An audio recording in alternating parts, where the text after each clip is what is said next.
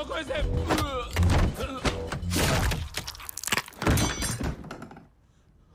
Upgrade.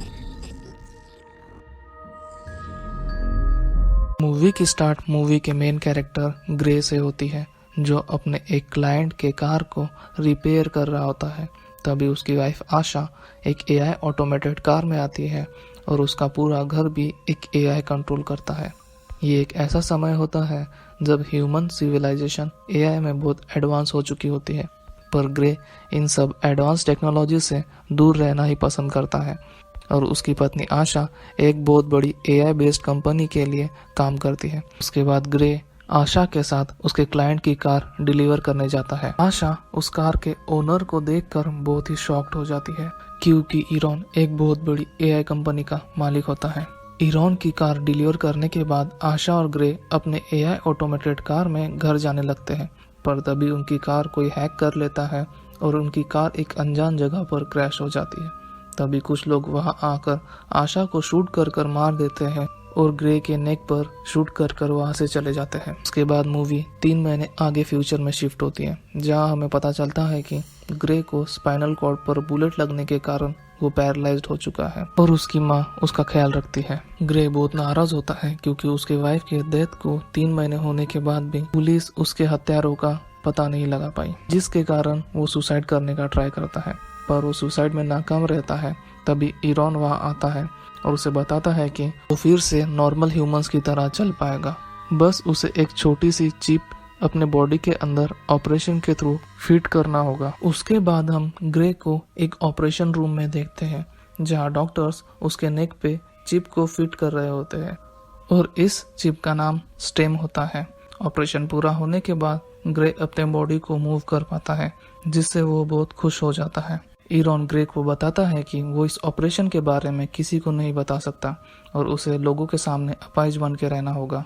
ईरॉन उसे समझाता है कि उसका ब्रेन उसके नेक में प्लांटेड चिप से डायरेक्टली कनेक्टेड है, इसीलिए उसका ब्रेन जो भी ऑर्डर देगा चिप को यानी कि स्टेम को वो ऑर्डर एग्जीक्यूट करना होगा, जिसकी मदद से वो अपनी बॉडी को मूव कर पा रहा है। उसके बाद ग्रे अपनी वाइफ का मर्डर का सीन देख रहा होता है, तभी उसे एक आवाज सुनाई देती है कि क्या मैं तुम्हारे वाइफ के कातिल को ढूंढने में तुम्हारी मदद कर सकता हूँ। पहले तो ग्रे डर जाता है, उसे समझ नहीं आ रहा था कि ये आवाज आ कहाँ से रही है, पर थोड़ी देर में उसे पता चलता है कि वह आवाज उसके बॉडी में प्लांटेड चिप यानी स्टेम से आ रही है और ग्रे के अलावा स्टेम की आवाज को और कोई नहीं सुन सकता। थोड़ी देर में ग्रे को सारी बात समझ में आ जाती है और वो स्टेम को अपने वाइफ के हत्यारे का पता लगाने के लिए मदद मांगता है।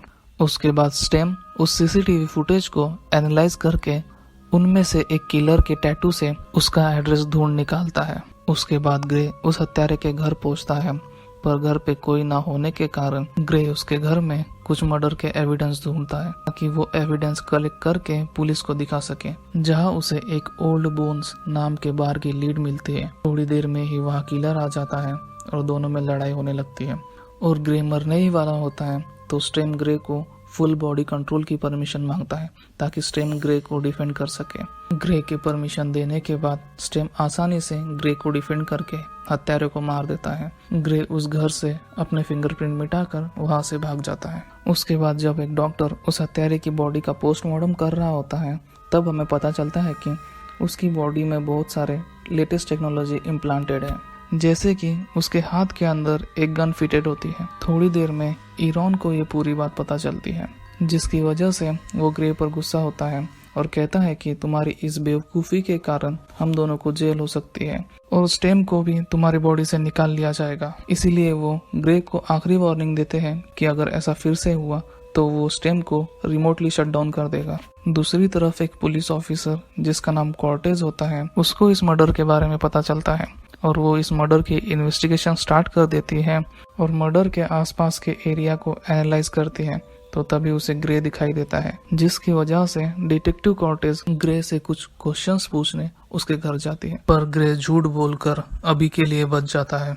डिटेक्टिव कॉर्टेज के जाने के बाद ग्रे फिर से अपने वाइफ की मर्डर की इन्वेस्टिगेशन शुरू करता है और वो एक ओल्ड बोन्स बार में जाता है। इसका पता उसे उस हत्यारे के घर से मिला था, जहाँ वो बोलने लगता है कि तुम में से कुछ लोगों ने मेरे वाइफ का मर्डर किया है, इसीलिए वो लोग सामने आ जाए।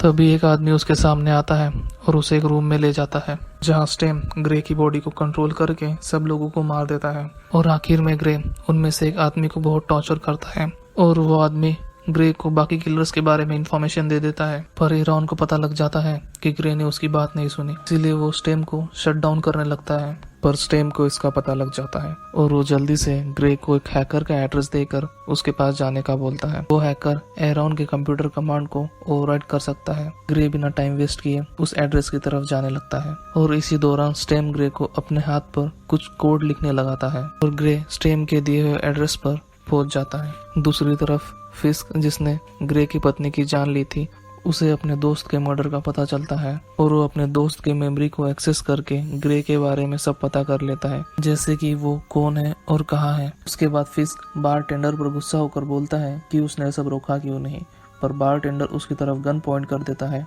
और उसे वहां से जाने का बोलता है। पर तभी फिस्क चीखता है और उसके मुंह से बहुत सारे नैनोबॉट्स रिलीज होते हैं जो बारटेंडर के नाक से अंदर जाकर उसे अंदर से मार देते हैं।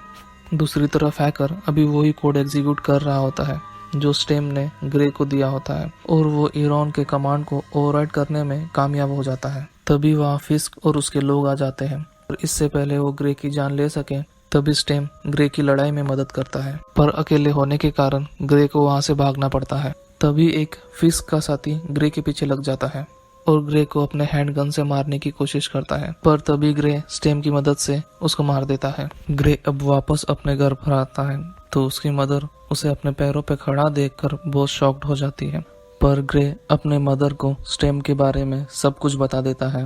उसी रात कॉर्टेज ग्रे के घर आती है उससे कुछ सवाल करने और जाते जाते वो चुपके से ग्रे के जैकेट में एक माइक्रोफोन छोड़ जाती है। कॉर्टेज के जाने के बाद स्टेम ग्रे को कन्विंस करता है कि उन्हें फिस्क को मारना होगा, नहीं तो वो उन्हें ढूंढकर मार देगा। पर ग्रे के मना करने के बाद स्टेम ग्रे के बॉडी को पूरी तरह से टेक ओवर कर लेता है। ग्रे को समझ नहीं आता कि उसकी परमिशन के बिना स्टेम ये कैसे कर रहा है। तब स्टेम उसे याद दिलाता है कि जब उस हैकर ने शटडाउन कमांड को ओवरराइड किया था तब स्टेम को ग्रे के पूरे बॉडी का कंट्रोल मिल गया था। इसका मतलब स्टेम अब ग्रे के बॉडी को उसके परमिशन के बिना कंट्रोल कर सकता है। ये सारी बातें डिटेक्टिव कॉर्टेज माइक्रोफोन के थ्रू सुन रही होती है और उसे तब स्टेम के बारे में पता चलता है। उसके बाद स्टेम ग्रे को कंट्रोल करके डिटेक्टिव कॉर्टेज से पीछा छुड़ा लेता है और फिस्क को ढूंढ निकालता है। तब ग्रे उसे पूछता है कि तुमने मेरी पत्नी की जान क्यों ली, जिस पे फिस्क उसे जवाब देता है कि हमें बस तुम्हें पैरालाइज करने के लिए पैसे दिए गए थे, हमने बस तुम्हारी पत्नी को टाइम पास के लिए मार दिया। ये सुनकर ग्रे को बहुत गुस्सा आता है और वो दोनों एक दूसरे से फाइट करने लगते हैं और थोड़ी देर में स्टेम की मदद से ग्रे उसे मार देता है और अपने वाइफ का बदला ले लेता है। उसके बाद ग्रे फिस्क का फोन चेक करता है ये जानने के लिए कि किसने उसे ग्रे के साथ ऐसा करने के लिए पैसे दिए थे। और यहाँ हमें पता चलता है कि इरॉन ने ग्रे को पैरालाइज करने के लिए फिस्क को पैसे दिए थे ताकि वो अपना न्यू इन्वेंशन उस पर आजमा सके। ग्रे अब गुस्से में इरॉन को मारने के लिए उसके घर जाता है जहाँ डिटेक्टिव कॉर्टेज भी ग्रे को ट्रैक करके वहाँ आ जाती है। और यहाँ मूवी में सबसे बड़ा ट्विस्ट आता है। इरॉन ग्रे को बताता है कि ये सब स्टेम ने किया है क्योंकि स्टेम को कम्प्लीटली इवॉल्व होने के लिए एक बॉडी चाहिए थी, इसीलिए स्टेम ने इरॉन और ग्रे दोनों को अपनी बातों से मैनिपुलेट किया।